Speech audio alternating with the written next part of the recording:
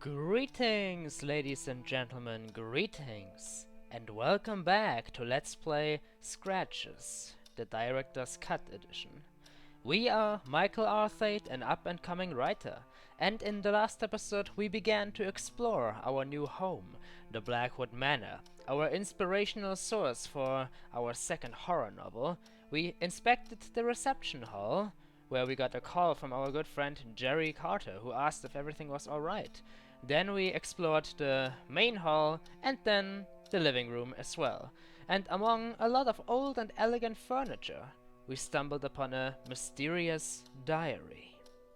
The old book revealed to us a rather disturbing tale of how the writer, a he or a she, we do not know the identity, slowly fell into a descent of madness and insanity. The writer talks about many horrible things. He pities a man named James. If only things could have turned out differently. He talks about strange whispering and noises he can hear. Noises apparently coming from down there. And he also talks about that he wishes that he could have told everybody in the outside world the truth, but that it was too late, and that he had become nothing more than a shell without a soul. My, so many mysterious questions and no answers. And this is only the first main room of the mansion. I wonder what else we are going to find in here. However, first of all, I need to take another look at this picture here. Why? Because people informed me what it is actually about. This picture shows a man named Abraham, a rather important figure from the Bible, and it represents how Abraham was tasked by God itself to kill his very own flesh and blood. Why? Because God apparently wanted to test how far Abraham would go for his beliefs. Well, my opinion to that is, nobody should murder their own child. That is crazy and insane. And God isn't really innocent here either, because he was willing to let the child die. I don't know much about religions, I also don't believe in any gods, but that is just insane, and I don't want to think about it anymore. In any case, I do think we are done with exploring the living room. So, Nah, I don't need a light, it's bright enough in here. Let us head into the next room and see what mysteries await.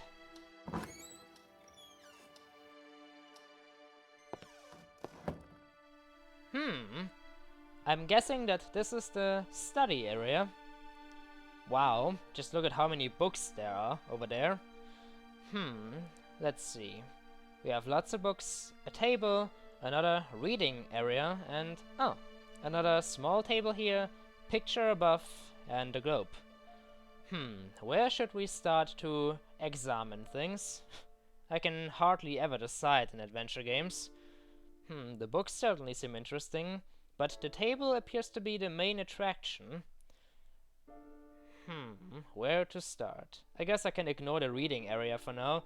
The books certainly seem interesting the most though, so let's head over there. Wow, that's a lot. Would certainly take a long time to read through them all. But you have to start somewhere.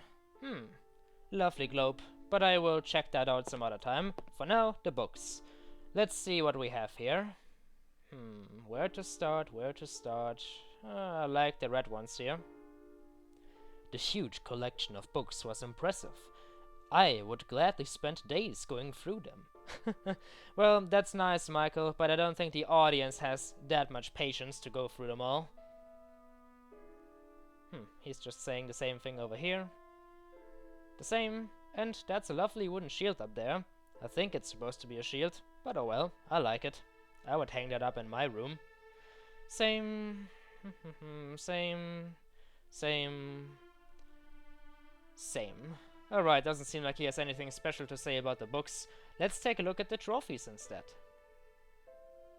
Several trophies for remarkable accomplishments adorned the room.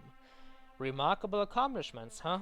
Well, I'm guessing that Mr. Blackwood was a rather successful man at life. I mean, he did have enough wealth to afford all the elegant furniture here. Got another silver or platinum trophy here. But I love this clock. Wow, look at it. Most of the clocks in the house weren't working. Really a shame, but I love this design. I would love to own a clock like this. I'm guessing they would be expensive nowadays, but I would gladly purchase one if I had the chance. And last but not least, a piece of paper in a frame. Could be a diploma. Let's have a look. A diploma granting the title of construction engineer to James T. Blackwood. Wait a minute. Blackwood? As in Blackwood, the previous owner of this manor? James T. Blackwood, so that's his name, and he was a construction engineer. Wait, James? James, as in poor James, the guy, the author of that diary pitied, if only things would have turned out differently? Mysterious.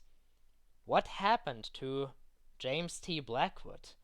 Something bad apparently, but if only I knew more. Who wrote that diary? Well, I guess that only leaves us with the desk for now. I'd love to inspect the reading area and that desk over there as well, but for now, this one here is the main attraction, so let's get to it. What do we have on it? We have a lamp, reading lamp, some old documents, books, a pair of glasses, some ink to read stuff, and whatever the hell that is supposed to be. Let's have a closer look, shall we? Let's see.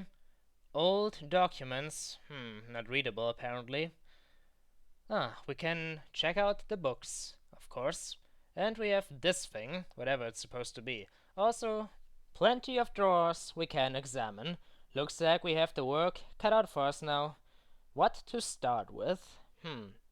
I'd say we start with the lonely-looking brown book there, because in the living room there was also a lonely book that turned out to be a very disturbing diary, so who knows? This is James T. Blackwood's study, so maybe we can finally find out something about the life of the previous owner, maybe even what happened to him, why he is not here anymore.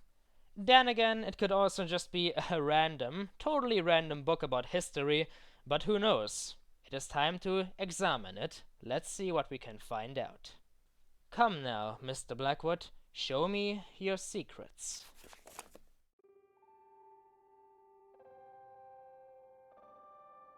February 6th. The construction of the railway bridge is almost complete and went quite smoothly. It took longer than I expected, yet I wish it would have lasted longer. I will be very sad to leave South Africa. I've become so attached to it, its culture, its arts, over the past few months, that I can't help feeling as if it was already a part of me. I will surely return someday, soon hopefully, although I am afraid there is a great deal of work to be taken care of back in Old Britain. Fortunately, I've made good friends here, who were ecstatic about my new appreciation of their country. They have offered me some wonderful objects as a token of gratitude, which I have already created and got ready to ship, along with many trinkets I bought myself. It looks like I'm about to start a very substantial collection. It's a good thing that Catherine agreed to move into our new home, although I fear several renovations will have to be made. Even more if I am intending to start a serious new hobby. It seems I'll have to get back to work. John Patterson has just told me some natives are causing trouble. A very unfortunate thing, although I am secretly rejoicing. February 12th. The natives won't leave. It's not like they are causing trouble, so much as they are unsettling our workers. The only complaint so far has been distraction. They just stand still between the trees, staring at us, without blinking an eye. I've watched them for a few minutes, and they truly seem like some tenebrous statues. At first it was just annoying, but lately it has become downright creepy. They seem to be stalking us. So it's not like they are hindering the constructions, but there is a general uneasy feeling, as if they were about to jump out at us any moment. I think I will hire some protection as a measure of precaution. February 15th. Fascinating. I've been looking into these natives. They live in a nearby village and are a very small group, yet they seem to manage quite well. I had thought of them as quite an uncivilized tribe, but their movements are calculated, and one can perceive a sense of careful organization in their tasks. Oddly enough, they seem to be very brutish, and their aspect looks awful, although I couldn't take a good look at their facial features as I followed one of them completely on my own, and it could have been dangerous getting any closer. Also, the village is poor and very rough, but some of the shacks leaped out as inviting or special. It made me very curious. I will try to come closer tomorrow. February 16th. My second expedition to the village of the natives has been foiled by an unexpected problem at the bridge. I'm afraid it was due to a slight miscalculation on my part. An indication that I should be focusing more on the task at hand and put my sudden love for all African things aside for a moment. It was my fault, and I accept it. February 20th. They are at it again, lurking beyond the forest. It's amazing how they have changed our perception of the surroundings. At first, we were delighted by the quiet nature of the place. Now, we fear what horrors might be concealed in that dark and foreboding cloak of trees. The tops loom above us, overshadowing the bridge, and strange noises hound our meals. Even the river, telling ungodly secrets. We could be, of course, a bit more sensitive towards distractions, but I can't help the feeling the area has, in fact, become more sinister. And yet, I am still looking forward to satisfying my curiosity about the tribe. February 24th. At last, I found something more about the neighboring tribe. This is an incredible finding, and I just can't withhold my excitement. Some elders at the local town happened to know about them, but only through stories they heard. The most surprising thing is that the tribe was assumed to be extinct long ago. But according to my vague descriptions, the elders think that we could be dealing with a legend here. Everything they ever learned of them was during their childhood, when the tribe was stalking the town, much in the same way they have been stalking us. People used to call them Dalhaum, as such was the sound of screams heard echoing late in the night. They'd come out into the streets and see an evil glitter atop a hill in the distance. Some would say it was a fire, others the cursed spirit of an ancient god. Whatever it was, they say the bright light amid those fantastic screams was bone-chilling. The macabre scene would suddenly stop, just as it had begun, out of nowhere, never to be seen again in days to come. Intervals between those horrible nights became longer and longer, until they soon faded into oblivion. The tribe apparently had retreated back into obscurity, until now. They were later known as the Dalmar, a rather more scientific name, although none of the people I spoke with could possibly remember its origin. I find it extremely surprising that nobody has ever heard about this tribe, with the exception of a few townspeople. They must be incredibly rare, and judging by the stories passed on from generations in the town, very old. February 27th. I will confess that I've become nearly obsessed with this strange tribe.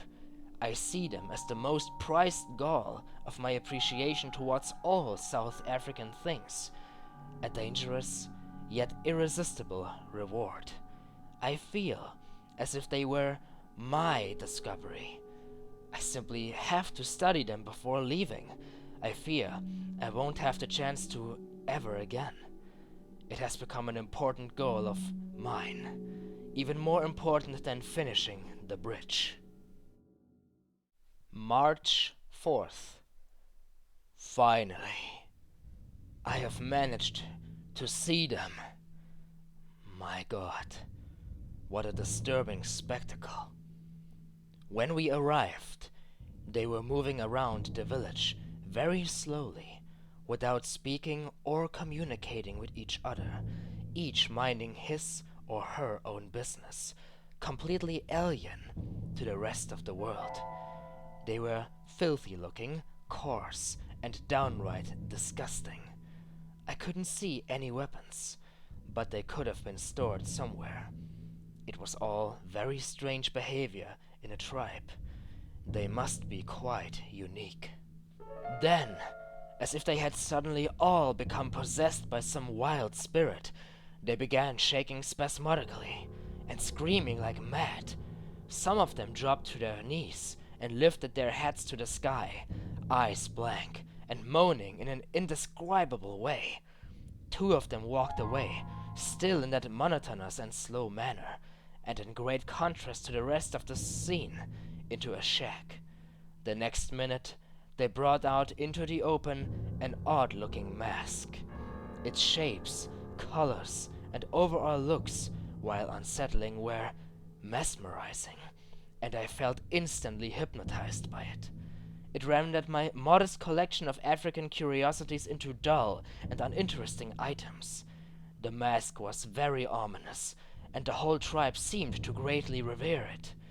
Soon, they began to gather around it and move in circles, fluttering and chanting a guttural psalm.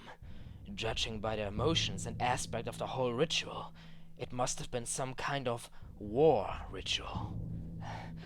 I'm not so sure how to explain what happened next, as I feel my pulse is already throbbing.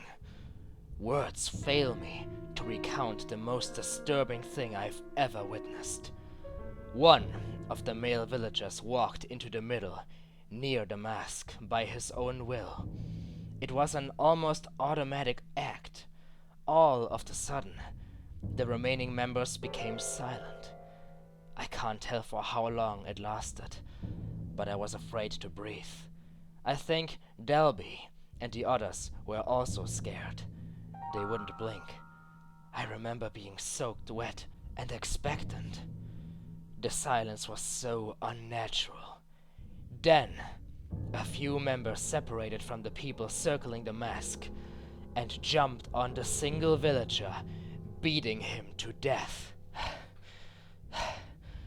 To be completely faithful to the event, the small crowd tore him apart. They grabbed his legs in 2s and 3s and twisted them in a manner I dare not describe. His face was disfigured with their bare fingernails and teeth, and the torso soon disappeared under the frenzied tangle of hands. In a matter of a few minutes, the villager was turned into a red sack of bones. No one of the attackers had the compassion to snap his neck during the sickening process. All was very methodical, as if it were just another mundane task. The most terrifying aspect, though, was that the victim didn't even cringe. The silence was so deep, I could hear his flesh ripping. I would expect any living creature to scream its guts out in such a condition. I can't tell whether he was drugged or half asleep, but I did recognize him dancing like everybody else before walking into the middle of the circle. It was the most outrageous and sadistic sacrifice I've ever heard of. I don't think I will ever forget what I saw. My intentions of approaching further, even if they didn't have any weapons at hand, vanished. Those creatures, I dare not call them human beings, could have killed my whole company in the blink of an eye with their rage. They seemed to be completely out of themselves and willing to destroy anything intruding into their path. while the images of the sacrifice still haunt my thoughts. I still can't seem to forget that mask. It was so deceptively simple, and yet perfect in its design. I haven't seen anything like it. I surely would love to take a better look. I feel the Dalmar, dangerous as they are, could be the most important ethnical finding in decades. What I've seen today is crying for some further investigation. I just can't leave them like that. I would never forgive myself. And the mask. That mask.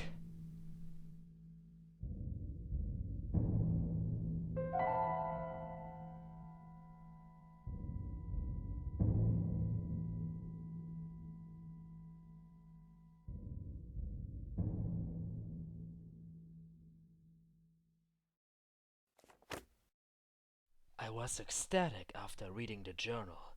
The material was incredible. Huh. Well, well, well. What a mysterious diary once again. So, Mr. Blackwood was a construction engineer who worked on a bridge in South Africa. And one day he was all of a sudden starting to get bothered by a neighboring tribe. The people always watched him and his workers, but they had a mysterious behavior, never moved a lot, just observed. And Mr. Blackwood was already so in love with the culture and art of Africa that he wanted to find out more about the tribe. Eventually he did, and it all led to that horrifying night he describes in such scary detail. Well, Michael, I am glad that you think it is great material, but I have questions. What happened to Mr. Blackwood after that night? What happened with his obsession about the tribe and that mask? Where is Mr. Blackwood now? Is he still alive? Did he die? Why did he move out of his mansion? And what about his wife, Catherine? I'm guessing that that is his wife. So many questions once again, but no answers. Well, ladies and gentlemen, this is only the very beginning. We have so much more we need to explore. So, I hope that you will continue to enjoy this Let's Play, and when we'll come back, we will of course continue our exploration of Blackwood Manor. Despite these ominous diaries, we have only just scratched the tip of the iceberg. It is time to dig in deeper. Until then, until then.